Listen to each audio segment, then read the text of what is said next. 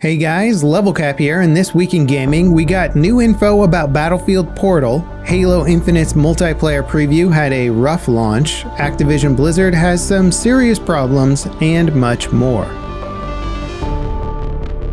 Multiple developers from DICE and Ripple Effect gave interviews about Battlefield 2042 this week. They went into detail about a lot of stuff that we already knew, but they also covered a few topics that were new. Battlefield 2042 will not offer any ranked or esports mode at launch.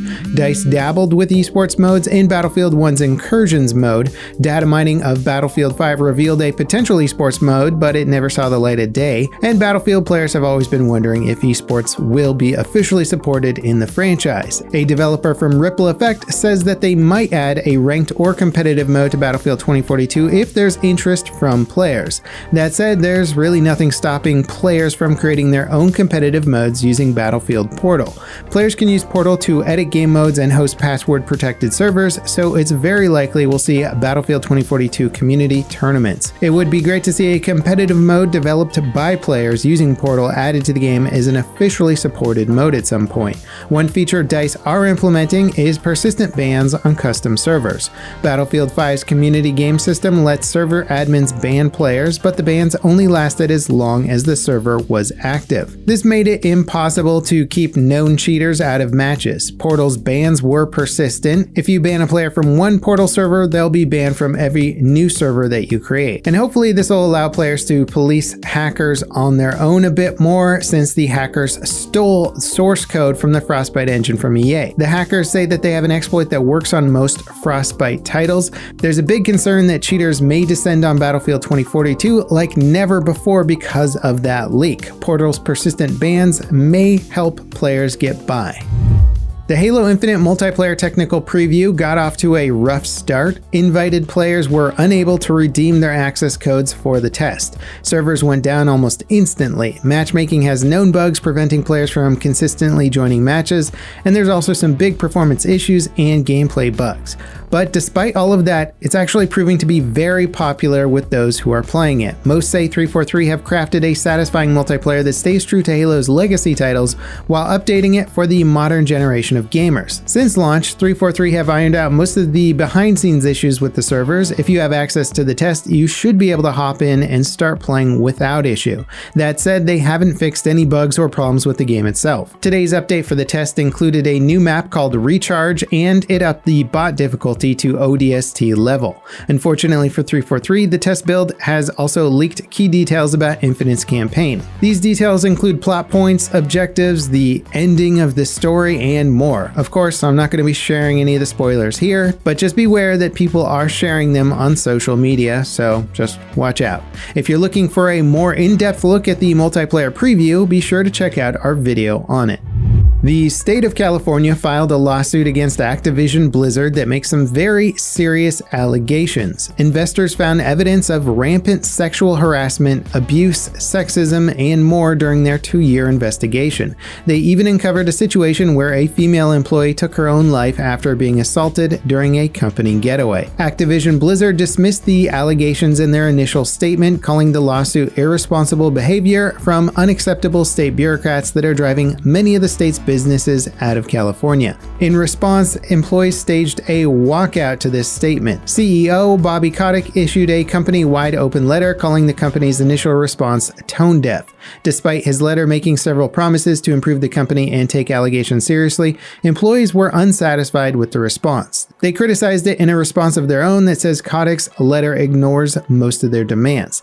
To make matters worse, Activision Blizzard hired a union-busting law firm, Wilmer Hale, to review their HR policies. Many view this as the company preemptively thwarting attempts to unionize or organize by employees. Outsiders from across the gaming industry have openly encouraged Activision Blizzard employees to organize a union. Wilmer Hale most recently prevented Amazon's warehouse workers from unionizing. Sony released a beta update for the PlayStation 5 that finally activates its internal storage expansion slot. Users with the update installed can add an NVMe PCI Gen 4 M.2 SSD to expand their PlayStation 5's internal storage. Compared to Microsoft's storage expansion solution, Sony's is a bit less elegant. The Xbox Series consoles have a port on the back for a proprietary storage device. Expanding storage for the PlayStation 5 requires popping off a side panel and unscrewing the drive bay cover. The benefit of Sony's solution is that you can use any compatible SSD. Microsoft's drives are proprietary and will probably stay at a more fixed price over time with limited options in terms of capacity. DayZ creator Dean Hall's new survival game Icarus has been delayed to November. Pre-order players will get access to the beta weekends starting in August. The devs released a roadmap for these beta weekends that explains their content and availability. Icarus was originally launching on August 11th, so it's not a massive delay. Previews of the game do look promising. The game is instance-based. You drop into a hostile world with a set of objectives and limited time to complete them.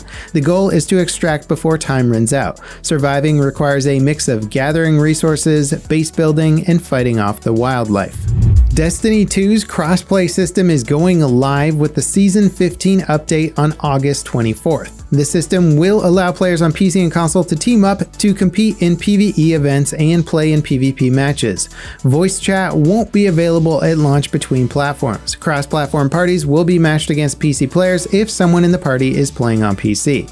When the update goes live, everyone playing Destiny 2 will need to create a Bungie name with their display name and a numeric ID. Players can search for friends using this name and manage them in a new roster called Bungie Friends. The latest Steam beta client includes a new storage management that visualizes which games are installed on which drives and how much space they take up. Steam lets you define library folders across multiple drives so you can choose to install different games on different drives. But until now, it's been impossible to tell which games are installed where at a glance. The new storage manager looks like a great addition and should make tracking down storage hogs much easier. The conspiracy surrounding Abandon just keeps getting bigger. The game is launching as a PlayStation 5 exclusive later this year, but speculation suggests it's either secretly being developed by Hideo Kojima or is a new Silent Hill title. Both rumors have been shot down by the game's developers multiple times, but they recently tweeted a blurry image of a man with an eye patch. And Big Boss, aka Snake from the Metal Gear franchise created by Kojima, does sport an eye patch. The studio head for Abandon also appeared on a podcast sponsored by Konami, who owns the rights to the Silent Hill franchise.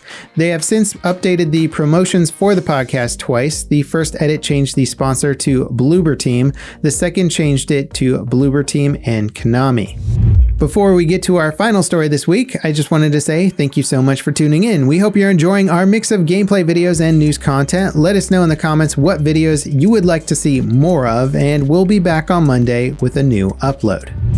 Sony have reportedly delayed Horizon Forbidden West to 2022. The game is currently scheduled to launch this holiday season, but a new report by Bloomberg claims it's been pushed back to next year. The report doesn't say exactly when the game will be delayed to. Sony did make a hint that a delay may happen because of the pandemic way back in June. And that wraps it up for this week in gaming. As always, guys, thank you so much for watching, and I'll see you next time. This is Level Cap, signing off.